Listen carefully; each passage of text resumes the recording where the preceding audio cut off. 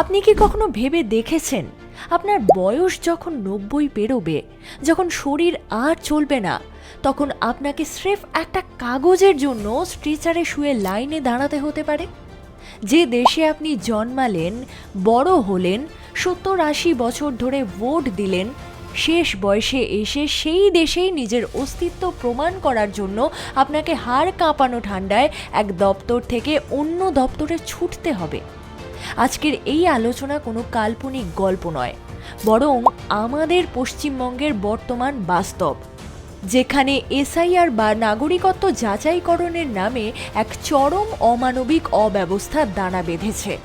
SIR প্রক্রিয়া শুরু হওয়ার পর থেকেই আমরা এমন কিছু দৃশ্য দেখছি যা যে কোনো সভ্য সমাজকে লজ্জিত করার জন্য যথেষ্ট। নির্বাচন কমিশনের তরফ থেকে খুব স্পষ্ট একটা নির্দেশিকা ছিল, 85 বছরের বেশি বয়সী নাগরিক এবং যারা শারীরিকভাবে গুরুতর অসুস্থ তাদের শুনানি কেন্দ্রে আসার কোনো প্রয়োজন নেই। বুথ স্তরের আধিকারিক বা বিএলওরা তাদের বাড়িতে গিয়েই প্রয়োজনীয় নথিপত্র যাচাই করবেন। কিন্তু আজ প্রশ্ন উঠছে, সেই নির্দেশিকা কি কেবল খাতা কলমেই সীমাবদ্ধ?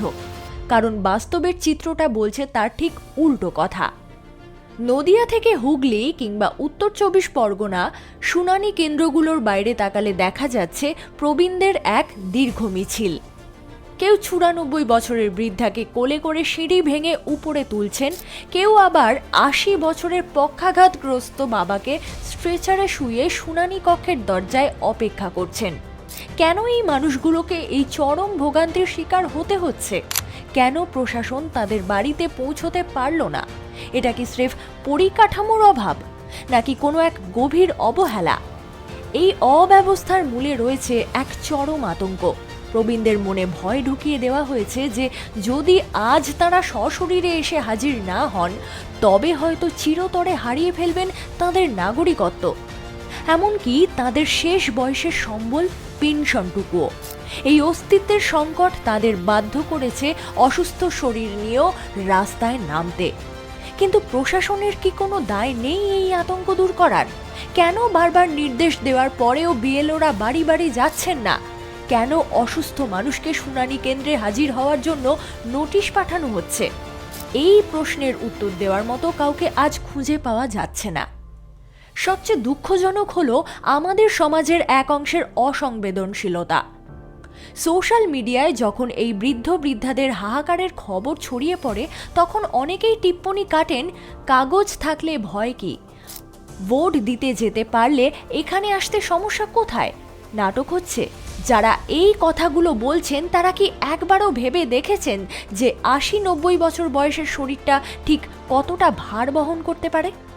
ভোট দেওয়াটা একটা অধিকার, আর নথিপত্র প্রমাণের এই লড়াইটা একটা মানসিক ও শারীরিক বোঝা। এই দুটোর মধ্যে তুলনা করাটা কেবল মূর্খামিই নয়, বরং চরম অমানবিকতা। পশ্চিমবঙ্গের এই বর্তমান পরিস্থিতি আমাদের আর এক পুরনো ক্ষতকে মনে করিয়ে দিচ্ছে।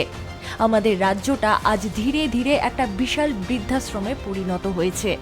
কাজের খোঁজে তরুণ প্রজন্ম ভিন রাজ্যে বা বিদেশে পাড়ি দিচ্ছে, আর বাড়িতে একা পড়ে থাকছেন অসহায় বাবা মায়েরা। এই একাকিত্বের মধ্যে যখন সরকারি নির্দেশের এই খড়গ নেমে আসে, তখন তারা দিশেহারা বোধ করেন। তাদের নথিপত্র খুঁজে দেওয়ার লোক নেই, তাদের শুনানি কেন্দ্রে নিয়ে যাওয়ার লোক নেই। এমন একটা অবস্থায় প্রশাসন যদি আরও সংবেদনশীল না হয়, তবে এই এসআইআর প্রক্রিয়া কেবল একটা প্রশাসনিক কাজ নয়, বরং সাধারণ মানুষের উপর এক মস্ত বড় বোঝা হয়ে থাকবে।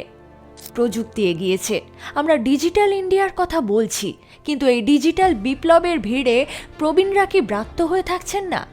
যে ব্যবস্থার লক্ষ্য ছিল স্বচ্ছতা আনা, সেই ব্যবস্থাই আজ হাজার হাজার মানুষকে চরম হয়রানির মুখে দাঁড় করিয়েছে। যান্ত্রিকতা আর মানবিকতার লড়াইয়ে আজ মানবিকতা কি হেরে যাচ্ছে? যদি বাড়িতে গিয়ে নথি যাচাই করার মতো যথেষ্ট কর্মী না থাকে, তবে কেন এমন এক প্রক্রিয়া শুরু করা হলো যা সাধারণ মানুষের জীবনের ঝুঁকি বাড়িয়ে দিচ্ছে? এই অব্যবস্থা আমাদের শেখাচ্ছে যে আমরা হয়তো নথিপত্র দিয়ে নাগরিকত্ব প্রমাণ করতে পারবো, কিন্তু একে অপরের প্রতি মায়া, মমতা আর প্রশাসনিক দায়িত্ববোধ কি প্রমাণ করতে পারছি?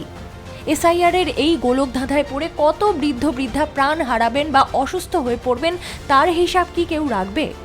সবশেষে আবারও সেই প্রশ্নটাই ফিরে আসে, আমরা কি সত্যিই একটি মানবিক রাষ্ট্রে বাস করছি? যে রাষ্ট্রে একজন 94 বছরের বৃদ্ধাকে তার অস্তিত্ব প্রমাণ করতে স্ট্রেচারে শুয়ে সাক্ষ্য দিতে হয়, সেই রাষ্ট্রের প্রশাসনিক পরিকাঠামো কি সত্যিই প্রশংসার যোগ্য? সময় এসেছে এই অব্যবস্থার বিরুদ্ধে আওয়াজ তোলার। সময় এসেছে প্রশাসনকে এটা মনে করিয়ে দেওয়ার যে নিয়ম মানুষের জন্য, মানুষ নিয়মের জন্য নয়। আপনার এলাকায় কি এই এসআইআর প্রক্রিয়া নিয়ে কোনো ভোগান্তির খবর আপনার কানে এসেছে? প্রশাসনের এই অব্যবস্থা নিয়ে আপনার মতামত কি? কমেন্ট বক্সে অবশ্যই জানাবেন। আমাদের এই নীরব থাকাটাই কিন্তু পরোক্ষভাবে এই অব্যবস্থাকে প্রশ্রয় দিচ্ছে। আজকের মতো এখানেই শেষ করছি। সবাই ভালো থাকবেন, সচেতন থাকবেন। নমস্কার।